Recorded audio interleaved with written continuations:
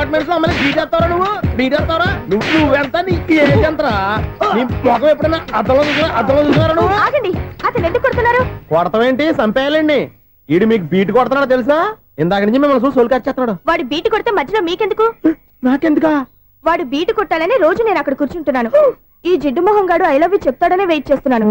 ఇక లాభం లేదు, నేనే చెప్తాను ఐ లవ్ యూ రా.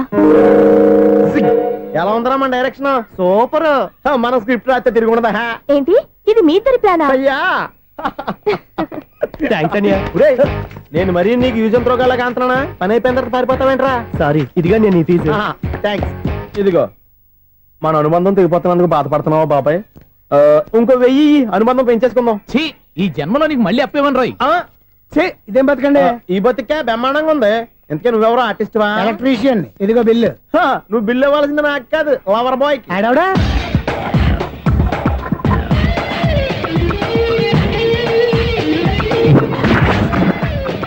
Welcome madam, may I help you? చేసి హెల్ప్ చాలు గానీ పెద్ద మోడల్ డ్రెస్ కుడతానని చెప్పేసి ఏంటి కొండ జతలు వేసుకుని రోజు కుట్టావు? ఈ డ్రెస్ కే ఈ డ్రెస్ లో మీరు టార్జాన్ సుందర్లా ఉన్నారు. టార్జనా నూర్జనా ఏంటి వెనకాల ఎంత ఖాళీ? వెంటిలేషన్. జాకెట్ కి వెంటిలేషనా? యా, అలా ఉంటేనే వాస్తు ప్రకారం గాలి వెలుతురు బాగా తగులుతాయి. గాలి వెలుతురు తగులుతాయి లేదో నాకు తెలియదు గానీ నేను ఇక్కడికి వచ్చే లోపు 2 ఆటోలు ఒక స్కూటర్ తగిలే. ఈ జాకెట్ లో ఉన్న మ్యాగ్నెటిక్ పవర్ అదే.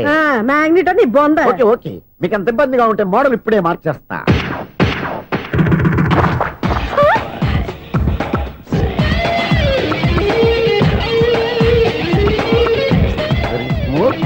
ఎక్సలెంట్.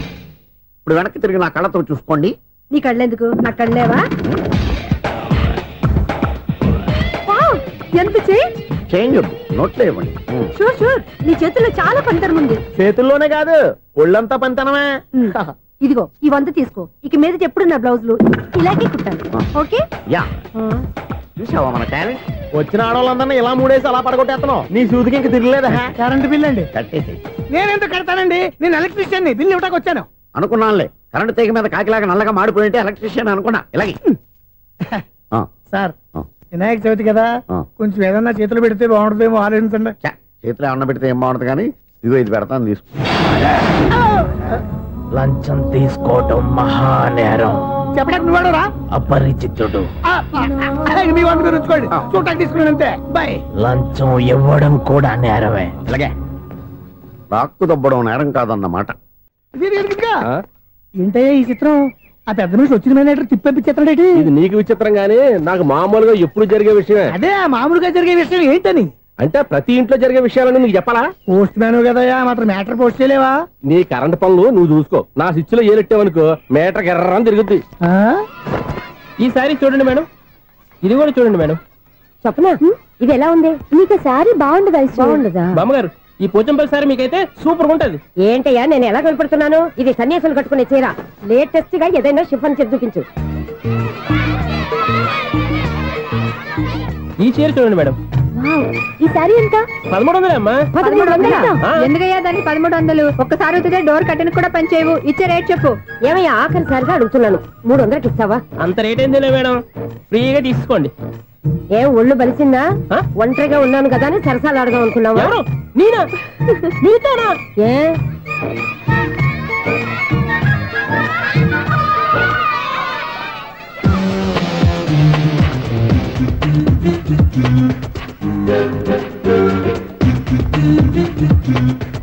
ఈ సారీ చూడండి మేడం.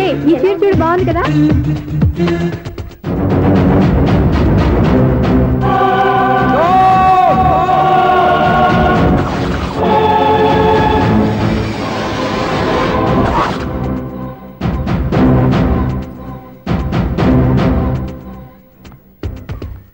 మీరు అసలు మనుషులేనా?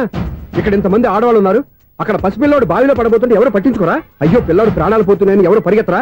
చీరలు బట్టలు కొనుక్కోవచ్చు, తప్పులేదు. కానీ పిల్లలు ఏం చేస్తున్నారు, ఎక్కడున్నారు అని గమనించాల్సిన అవసరం మీకు లేదా? నేను ఒక్క క్షణం ఆలస్యంగా వచ్చుంటే మీ బట్టలు అతని ప్రాణాలు రక్షించేవా? మీ చీరలు అతని ప్రాణాలు పోసేవా? ఒక నిండు నూరేళ్లు బతకాల్సిన ఓ పసివాడి నిండు ప్రాణాలు ఒక నిండు బావిలో పడి. ఏమైంది అంకుల్?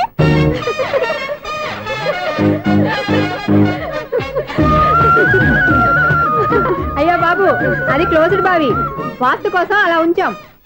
అది క్లోజ్డ్ బావి అయి ఉండొచ్చు, కానీ సపోజ్ అది ఓపెన్ బావి అయి ఉంటే, అదే డెప్త్ బావి అయి ఉంటే, ఆ పిల్లాడు చెవును అరిచి లోపల పడిపోయి ఉంటే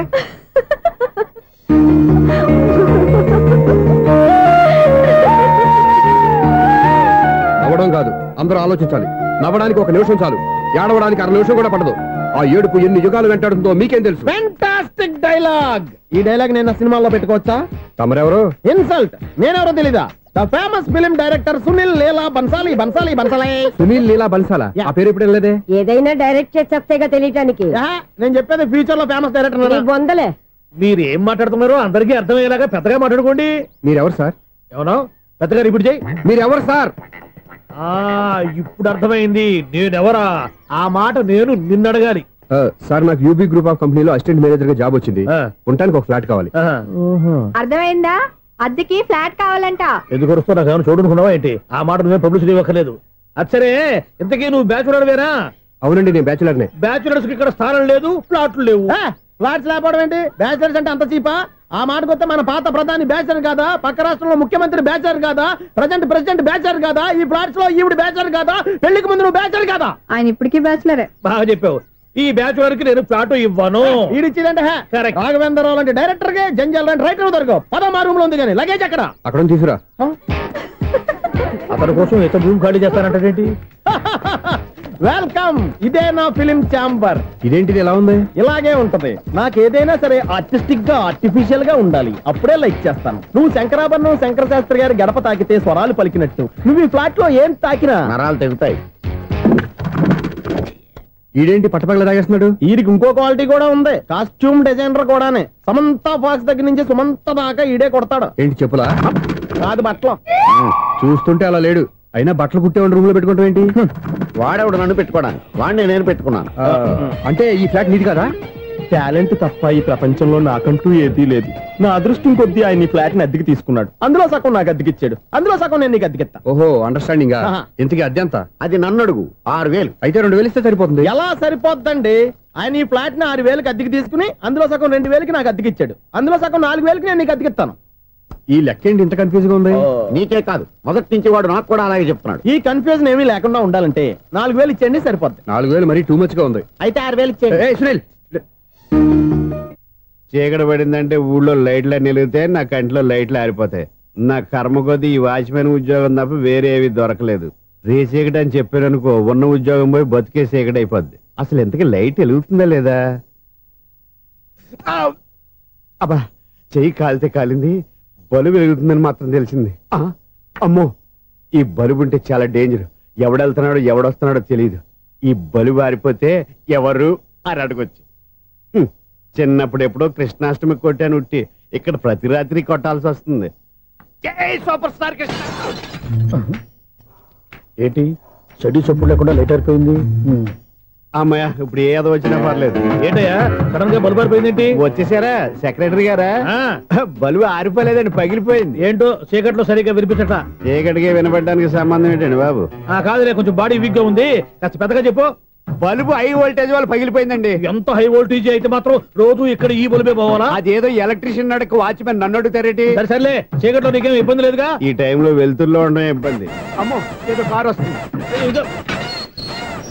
ఎవరదే? ఏంటయ్యా ఎందుకు గేటు తీసావు? కారు వచ్చింది కదండి. కారా? ఇది ఇప్పుడు హార్న్ కొట్టాడు, వినపడలేదా? హార్న్ కొట్టాడా? హార్న్ చూడా వినపడింది. బతికించాడు. హార్న్ వినపడింది కానీ కారు కనపడలేదే. అదేనండి, మీ బ్యాక్ నుంచి వెళ్ళింది కదా మారుతి జన. నా బ్యాక్ నుంచి మారుతి జన వెళ్ళిందా? ఎర్ర మారుతి జన కదా? కరెక్టే. అమ్మో, మన చెవితో పాటు అవి కూడా ఎఫెక్ట్ అయిందా? ఏం కొంపదీసి? నాయను, ఆహా, లవర్ బాయ్ ఎంటర్ అయ్యాడు. లవర్ బాయ్ ఎంటర్ అయ్యాడా? ఆడియో అదిరిపోద్ది. ఆడియో కాదు, వీడియో కూడా. అది నాకెందుకు? ముసల వయసులో ఈ ఇసాత గీతాలు, ఫ్లాష్ బ్యాక్, నెగిటివ్ కటింగ్ వేసుకుంటాం ఏంట్రా బాబు? భగవంతుడా, ఈడు పాజిటివ్ మేము చూసేదాకా మాత్రం ఈయన బతికించవా? హలో, మన అపార్ట్మెంట్స్ లో అందరికీ మైక్ టెస్టింగ్. 1 2 3 4. ఏంటయ్యా అప్పుడే మొదలు పెట్టావా పాటలు? పాటలు కూడా పాడుతున్నాడు. మైక్ టెస్టింగ్ చేస్తున్నాం ఇక్కడ. అదే అడుగుతున్నాడు, ఇప్పుడు పాటలు అవసరమా అని. అరే మళ్ళీ పాటలు అంటారు. ఆ చెవిటోళ్ళు కానీ చెప్పచ్చు, కానీ మీకు చెప్పడం కష్టంగా ఉంది. సర్లే, ఆ మామిడాకులు తీసుకెళ్ళి మండపానికి కట్టు. రే, వాడు చేసే పని వదిలిపెట్టి వేరే పని చెబుతావేంటి? ఇదిగో ఆ మామిడి ఒకరు మండపానికి కట్టు. నేను చెప్పింది కూడా అదే. నువ్వు అదే చెప్పావా? ఏదన్నా చెప్తే సెక్రటరీ ఏం చెప్పాలి? నువ్వుగా చెప్పేది. రే, నువ్వే బయటికి వెళ్ళి సాయంత్రం 7 గంటలకల్లా హరిదాసు తీసుకురావాలి. పగలు ఎన్ని పనులన్నా చెప్పండి, అంతే. 6 తర్వాత చేయను. ఎందుకని? గేట్ దగ్గర ఎవరు ఉంటారు, అది ఎవరైనా పట్టుపోతే. అంటే నువ్వు గేటు కాపురా ఉన్నావా, అపార్ట్మెంట్ కాపురా ఉన్నావా? ఐసు, కాసేపు కూర్చుంటావా? నేను నవగ్రహ ప్రదక్షిణాలు చేసేస్తాను. కూర్చోవడం దేనికి? ఈ మెట్లన్నీ నేను దిగేసరికి తెల్లారిపోతుంది. నువ్వు వెళ్ళి తిరిగిరా, ఈ లోపల ముక్కుతూ ములుగుతూ నేను దిగేస్తాను. సరే. అమ్మయ్య, ఈ దేవుళ్ళు ఎందుకు ఎప్పుడు కొండల్లోనూ గుట్టల్లోనూ అడవిలోనే ఉంటారు? అంతేలే, దగ్గరగా ఉంటే పాపాత్ములంతా చుట్టుకుపోరు. అందుకేనేమో. అయ్యో బాబోయ్, కాలు తిమిరి. అమ్మా, ఏదో అందరి ముందు యూత్లాగా మెయింటైన్ చేసేస్తున్నానే గాని ఇంతకు ముందులా కాళ్ళు వంకటమే లేదు, నడుము పైకి లేవటం లేదు. ఈ మెట్లు దిగుతుంటేనే నేను ఎంత యూత్గా ఉన్నానో అర్థమైపోతుంది.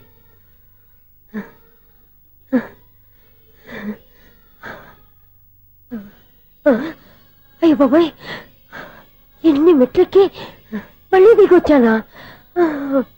ఇంతకు ముందులాగే ఎన్ని మెట్లెక్కలేను గాని ఇక్కడి నుంచే దండం పెట్టుకుంటాను. ఆ బ్లెస్సింగ్ లేవు అక్కడి నుంచే పడే. ఈ వయసులో మళ్ళీ ఇన్ని మెట్లు నేను ఎక్కలేను బాబు. ఎందుకు ఎక్కలేరు? మీ కోరిక నేను తీరుస్తాను బామ్మగారు. మళ్ళీ ఏం కొరివి పెట్టబోతున్నావురా?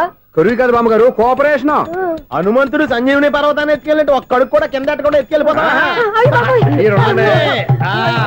నన్ను దింపండి రా, నా మాట వినండి రా. హెల్పింగ్ విషయంలో నేను ఎవరి మాట విన్నాను. నేను కూడా ఎవరే సీతయ్యానికి దండం పెడతాను రా. బామ్మగారు ఎన్నిసార్లు చెప్పాలి నా పేరు సూర్యాని? ఏదో ఒక ఆర్య, నన్ను దింపండి రా, మీకు పుణ్యం ఉంటుంది.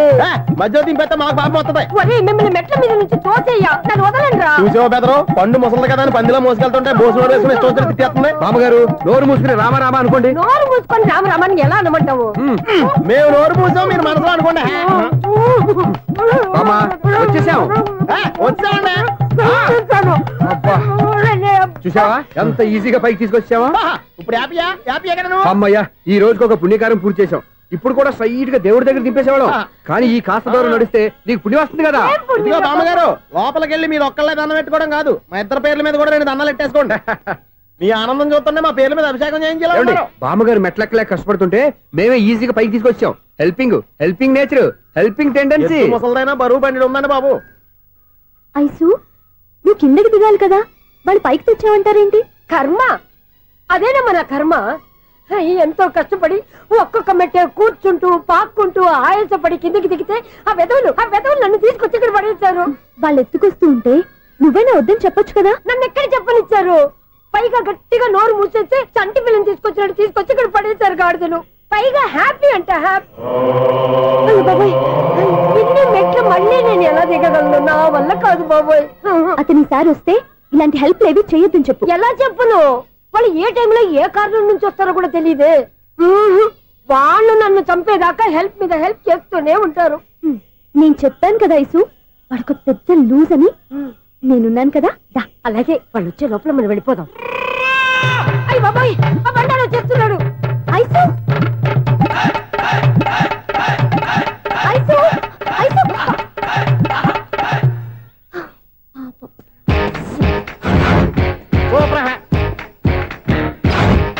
5-6 కట్ చేయరా. కృష్ణ రెడీయా? Ready sir. అసిస్టెంట్ డైరెక్టర్ అంతా ఎక్కడయ్యా? ఇక్కడే ఉన్నాం సార్. వెళ్ళి హీరో గారిని పిలవండి అయ్యా. అలాగే సార్. సార్ మీరే ఆడాలి sir. Short ready sir. Joker వచ్చాడండి సార్. Short ready sir. ఏంటి చెప్పింది చెప్తావేంటి? ఏదైనా 2 సార్లు మేము చెప్పాలి. 30 years ఇండస్ట్రీ ఇక్కడ. వెళ్ళి వస్తాను వెళ్ళు. Okay sir. ప్రతి ఒక్కడు అసిస్టెంట్ డైరెక్టర్ చూడండి. అరే అప్పుడే అయిపోయిందా? హీరోనా మజాక?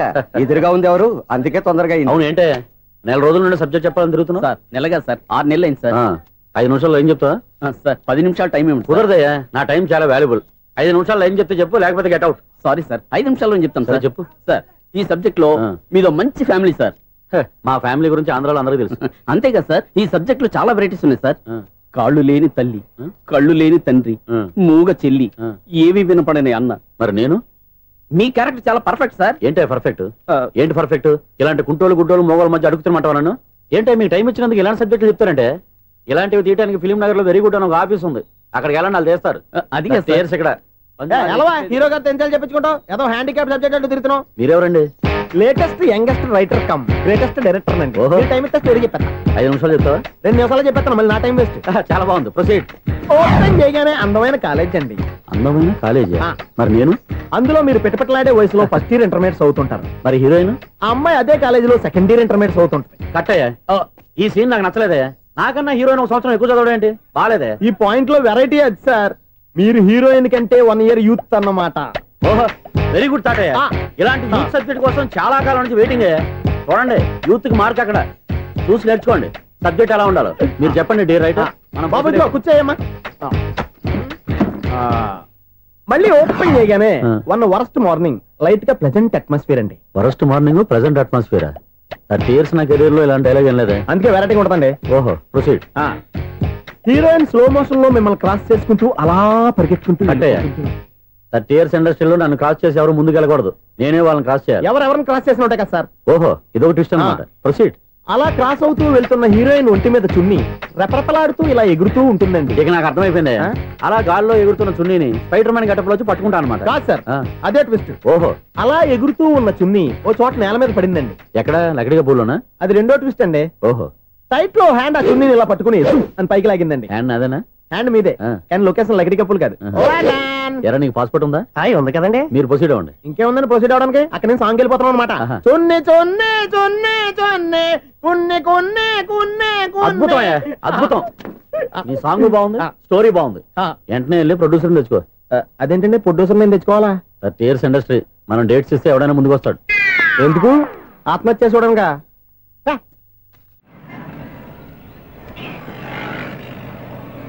ఎక్స్క్యూజ్ మీ 17D బస్ వెళ్ళిపోయిందండి ఇక్కడ ఎల్లో చూడిదార్ వేసుకుని ఒక పెద్ద ఫిగర్ లా ఫీల్ అయిపోతూ ఉంటది అది ఉందా లేదు సార్ అయితే బస్ కూడా వెళ్ళిపోయింది ఏరా రోజు మా చెల్లిని టీస్ చేసి ఏడిపించేది నువ్వే కదరా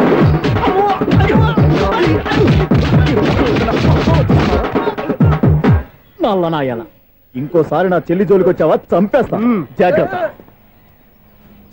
ఫోన్లే కదా అని మాట సాయం చేస్తే దెబ్బలు తినాలా అందుకే ఈ రోజులు ఎవడో సాయం చేయట్లా బాగా కుమ్మినట్టున్నారు వద్దన్న మొహమాట పడి గట్టి కుమ్మేహారు బస్ వచ్చింది పదా చిల్లర ఉన్న వాళ్ళే ఎక్కండి చిల్లర ఉన్న వాళ్ళే ఎక్కండి నీ దగ్గర ఉందా లేకేగా మరి లేకుండా నువ్వెందుకు ఎక్క దిగా రైట్ రైట్ నువ్వు ఈయంతో గొడవ ఏంటి అభిడ్స్ టికెట్లు ఇవ్వండి ఎన్నో ఏండ్లు గతించిపోయినవి ఇదిగోనయ్యా బల్బు ఇదన్నా కొంతకాలం ఉంచుతావా రాత్రిగా పగల కొడతావా అంత కరెక్ట్ గా ఎలా చెప్తారు సార్ రోజు ఉండే బ్రేకింగ్ ఇది నేనేమన్నా కొత్త విషయం చెప్పానా ఎలా చెప్పమంటారు సార్ మనుషులు 60,000 బతుకుతలేదు ఏమన్నా అంటున్నా సార్ అక్కడ ఉన్నట్టుంటాను ఏమంటావు అదే ఎప్పుడు వెలుగుద్దో ఎప్పుడు మాడిపోతే ఎలా చెప్పగలను సార్ అందుకే కదా నేను నోరు తెరిచి ఆశ్చర్యపోయేది సరే గాని రోజుకో బలుపు ఎందుకు బయటపోతుందంట చెప్పాను కదా ఎన్నిసార్లు చెప్పను ఏంటే ఆ మాట తిరిగి చెప్పు హై వోల్టేజ్ ప్రాబ్లం సార్ ఆ మాట మెల్లగా కూడా చెప్పొచ్చాయా హై వోల్టేజ్ అయితే ట్రాన్స్ఫార్మర్ పోవాలి ఫ్యూజ్ పోవాలి కానీ బల్బు ఎందుకు పోతుంది అంటే కృష్ణాష్టమి రోజు ఉట్టి పగలు కొట్టినట్టు నేనే పగలు కొట్టేస్తున్నాను అంటారు అది కాదయ్యా నువ్వు కాకపోతే ఇంకో పని